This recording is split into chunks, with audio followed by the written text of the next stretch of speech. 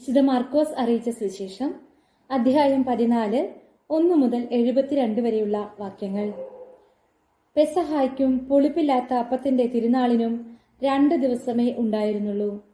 യേശുവിനെ ചതിവിൽ പിടികൂടി വധിക്കേണ്ടതെങ്ങനെയെന്ന് പ്രധാന പുരോഹിതന്മാരും നിയമജ്ഞരും ആലോചിച്ചുകൊണ്ടിരുന്നു. അവർ പറഞ്ഞു, തിരുനാളിൽ വേണ്ട, ജനങ്ങൾ ബഹളമുണ്ടാക്കും.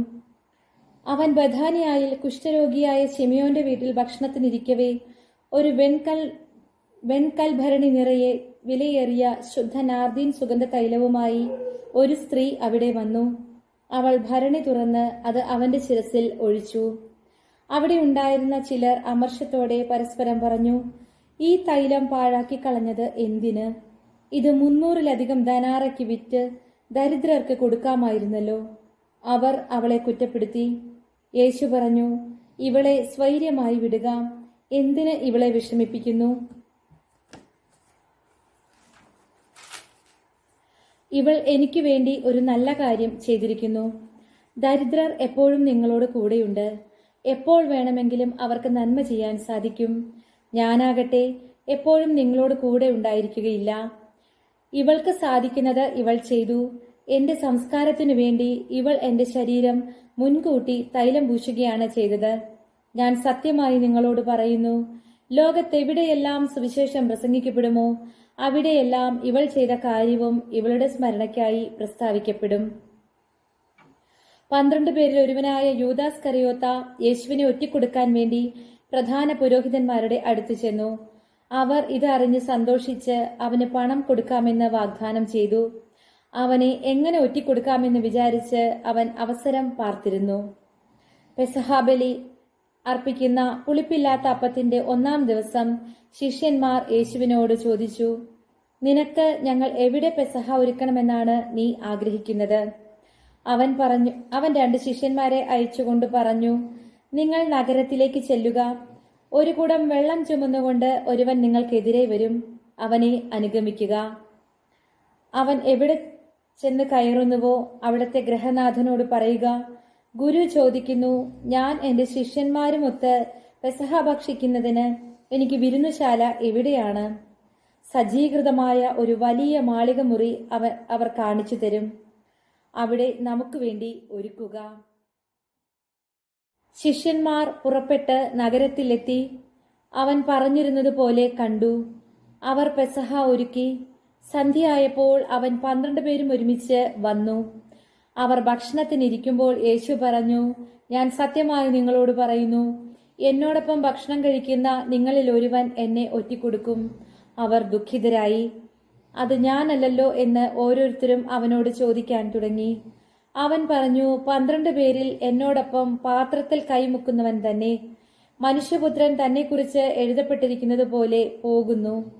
എന്നാൽ മനുഷ്യപുത്രനെ ഒറ്റിക്കൊടുക്കുന്നവന് ദുരിതം. ജനിക്കാതിരുന്നെങ്കിൽ അവന് നന്നായിരുന്നു. അവർ ഭക്ഷിച്ചു കൊണ്ടിരുന്നപ്പോൾ യേശു അപ്പമെടുത്ത് ആശീർവദിച്ച് മുറിച്ച് അവർക്ക് നൽകിക്കൊണ്ട് അരുളി ചെയ്തു, ഇത് സ്വീകരിക്കുവിൻ, ഇത് എന്റെ ശരീരമാണ്. അനന്തരം പാനപാത്രമെടുത്ത് കൃതജ്ഞതാ സ്തോത്രം ചെയ്ത് അവർക്ക് നൽകി. എല്ലാവരും അതിൽ നിന്ന് പാനം ചെയ്തു. അവൻ അവരോട് അരുളി ചെയ്തു, ഇത് അനേകർക്ക് വേണ്ടി ചിന്തപ്പെടുന്നതും ഉടമ്പടിയുടേതുമായ എന്റെ രക്തമാണ്. സത്യമായി ഞാൻ നിങ്ങളോട് പറയുന്നു, ദൈവരാജ്യത്തിൽ ഞാൻ ഇത് നവമായി പാനം ചെയ്യുന്ന ദിവസം വരെ മുന്തിരിയുടെ ഫലത്തിൽ നിന്ന് ഇനി ഞാൻ കുടിക്കുകയില്ല.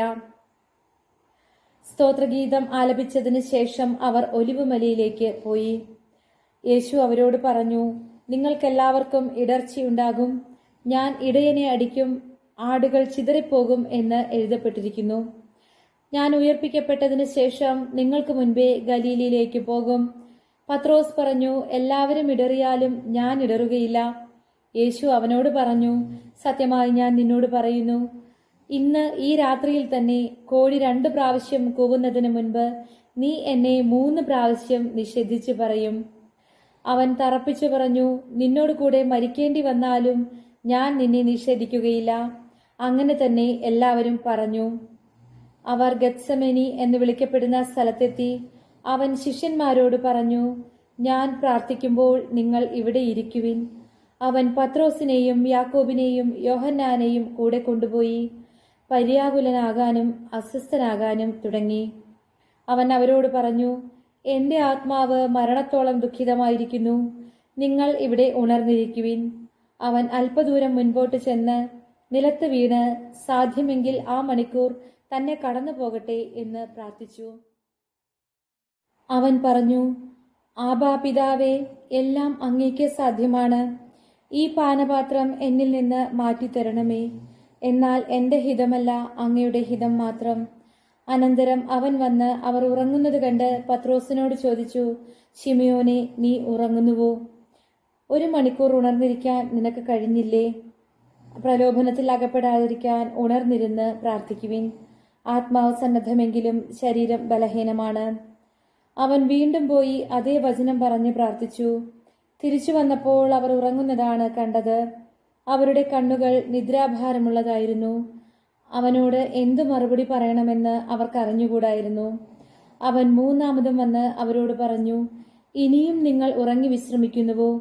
മതി, സമയമായിരിക്കുന്നു. ഇതാ, മനുഷ്യപുത്രൻ പാപികളുടെ കൈകളിൽ ഏൽപ്പിക്കപ്പെടുന്നു. എഴുന്നേൽക്കുവിൻ, നമുക്ക് പോകാം. ഇതാ, എന്നെ ഒറ്റിക്കൊടുക്കുന്നവൻ അടുത്തെത്തിയിരിക്കുന്നു. അവൻ സംസാരിച്ചു കൊണ്ടിരിക്കുമ്പോൾ തന്നെ 12 പേരിൽ ഒരുവനായ യൂദാസ് അവിടെ എത്തി. അവനോടുകൂടെ പ്രധാന പുരോഹിതന്മാരുടെയും നിയമജ്ഞരുടെയും ജനപ്രമാണികളുടെയും അടുത്ത് നിന്ന് വാളും വടിയുമായി ഒരു ജനക്കൂട്ടവും വന്നിരുന്നു. ഒറ്റുകാരൻ അവർക്ക് ഒരടയാളം നൽകിയിരുന്നു. ഞാൻ ആരെ ചുംബിക്കുന്നുവോ അവൻ തന്നെ. അവനെ പിടിച്ച് സുരക്ഷിതമായി കൊണ്ടുപോയിക്കൊള്ളുക. അവൻ യേശുവിനെ സമീപിച്ച് ഗുരു എന്ന് വിളിച്ചുകൊണ്ട് അവനെ ഗാഢമായി ചുംബിച്ചു. അപ്പോൾ അവർ അവനെ പിടിച്ചു ബന്ധിച്ചു.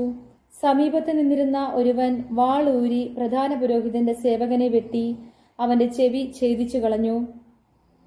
യേശു അവരോട് പറഞ്ഞു, കവർച്ചക്കാരനെതിരെ എന്ന പോലെ വാളും വടിയുമായി എന്നെ ബന്ധിക്കാൻ നിങ്ങൾ വന്നിരിക്കുന്നുവോ?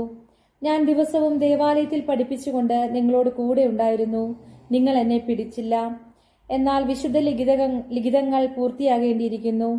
അപ്പോൾ ശിഷ്യന്മാരെല്ലാവരും അവനെ വിട്ട് ഓടിപ്പോയി. എന്നാൽ ഒരു യുവാവ് അവനെ അനുഗമിച്ചു.